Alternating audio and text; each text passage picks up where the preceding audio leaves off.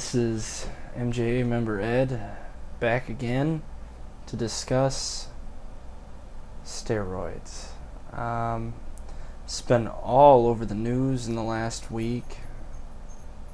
Ever since pretty much SummerSlam, we've been hearing, about roids, and then even before that, with the death of Chris Benoit and everything else, they've really turned it up in terms of making it an issue in the world of professional wrestling. This video is for those who don't really follow too much as to what's going on. I myself wanted to research some of this to find out exactly what was happening with all of this and why it was coming down the way it was. And so I'm going to give you the rundown of what's happening with professional wrestling and steroids. So it all started with Chris Benoit and the incident involving him and his family, the tragedy that occurred there, and I don't know exactly how it came up, but somehow or another steroids was to blame, which launched a congressional hearing into steroids in the industry of professional wrestling. This hearing has yet to take place. It's on the verge of coming down. The WWE has, had the forethought to instill a wellness program. This wellness program, is not only, of course, for steroids, but also other drugs. And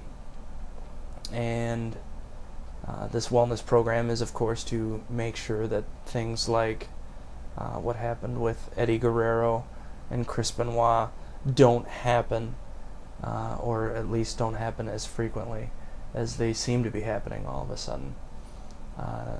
Just recently, the WWE suspended, and this is why it's all in the news, 10 performers in the last week due to the company receiving allegations that they were using a company called Signature Pharmacy or some other type of internet prescription service prior to the wellness program being instituted.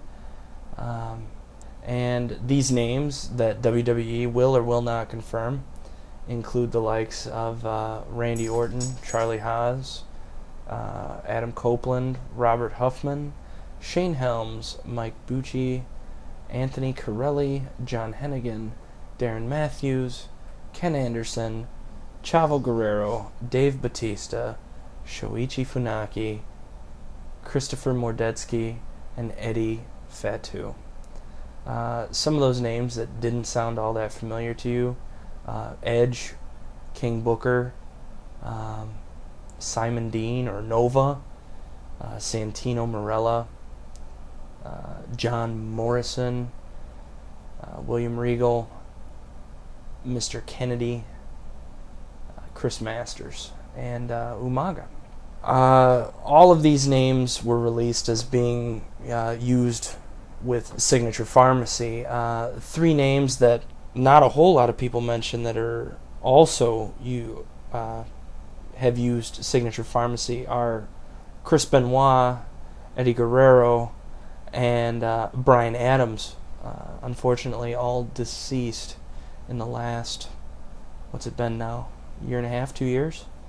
And so the question now at this point is well, what do we do about it? Well, apparently the WWE has decided to suspend without pay these people for their issues.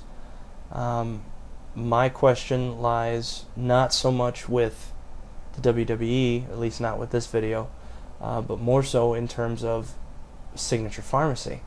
I was unaware that you could get a pharmaceutical prescription filled online without going to a doctor. I actually went online and looked up stuff on Signature Pharmacy. Went straight to their website. The site itself talks about andropause.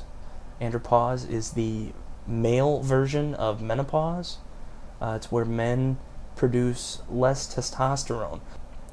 And to quote the website here, could the key to enhanced longevity and optimal health simply lie in the replacement of vitamins, minerals, amino acids, and hormones our bodies are lacking? Signature Compounding Pharmacy prescribes a combination of hormonal and nutritional supplementation customized for each individual's unique physiology. Through evidence-based laboratory medicine, we work hard in hand with the medical community to create a customized formula of nutritional supplementation combined with accurate hormonal levels and optimal cardiovascular treatment protocols customized to the patient. That's all well and good, and there's a lot of $2 words in that sentence. And like I said, it can all be summed up with basically they're going to combine hormones with vitamins and natural alternatives, so to speak, to supplement your workout routine or whatever. I found this absolutely fascinating because you don't need a medical you don't need a physical to go in on this. They want your insurance information, of course, because you need to pay for it. But they don't want a physical. You can actually fill out a form online to begin the process. Now, granted, from what I saw, only women can go through the process online, but I mean, they have contact information there, and it seems like you can actually not go in and have anyone look at you and get this stuff online. And if that's the case, why isn't this more heavily regulated? Why is Congress cracking down on sports entertainment? Not even a sport, because this isn't a sport. This isn't anything that people make bets on. This isn't something that gives you a competitive edge in the world of professional wrestling. It's acting with muscles. All right? I don't understand why Congress has to crack down on something that's deemed entertainment versus something that is actually, a big deal, like when Sammy Sosa or Barry Bonds or Mark McGwire are using steroids. Now, granted, we had our baseball run, but for some reason or another, baseball didn't seem to get this type of reaction out of steroids. And that bothers me quite a bit. The issue I have here is why isn't internet-based selling of pharmaceuticals more tightly controlled by government so that anyone can just go online and find these things? That's what's creepy to me. To crack down, like I said, on a TV show. I mean, you might as well start, launching a federal inquiry into all of the actors in Hollywood and all of these people who, are constantly in and out of rehab. Lindsay Lohan, Britney Spears. These nutcases are sitting there driving drunk and doing coke, or shooting horse or whatever. And they're driving around and they're doing all these things, and because they're celebrities, they get off. Paris Hilton had how much drugs in her system? And she got off with doing what, 30 days? 30 days. Really? That's sick. And the federal government should be ashamed of itself for trying to crack down on something like this and then letting stuff like that go. I mean, that's a shame. That's just a shame, and it's sad. So, federal government, instead of pointing the finger at wrestling and laying your blame on them, I suggest you try and get your act together and fix everyone else who also falls under this same category before you start shooting down the one form of entertainment I get during the wake. This is MJA member Ed. Peace out.